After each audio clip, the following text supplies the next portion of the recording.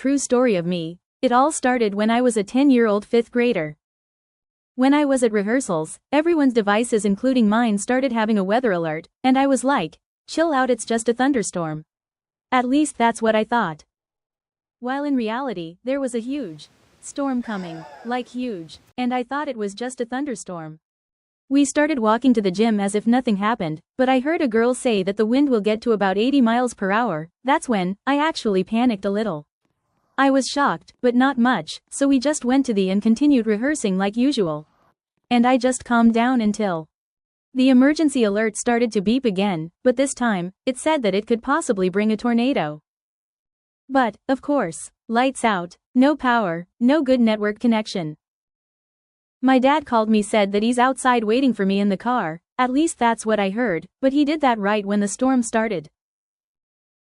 But in reality he told me not to go outside, that he'll pick me up in about 40 minutes.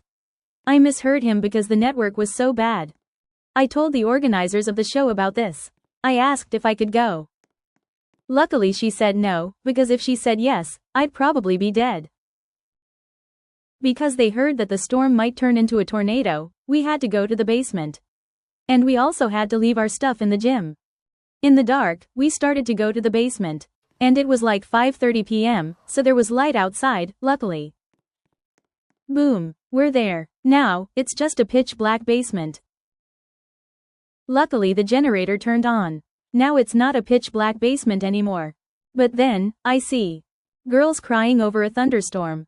It's okay to cry or be upset or sad, but because a weather alert said that there might be a tornado, doesn't mean that we're gonna die because we're in a basement on a hill. Tornadoes don't go up a hill.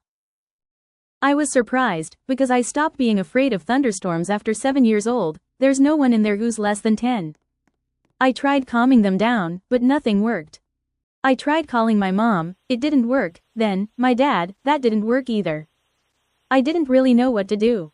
There was no reception. But still. After waiting about 25 minutes, which felt like a 1,000 years, we finally got out. The organizer didn't let us out until our parents picked us up.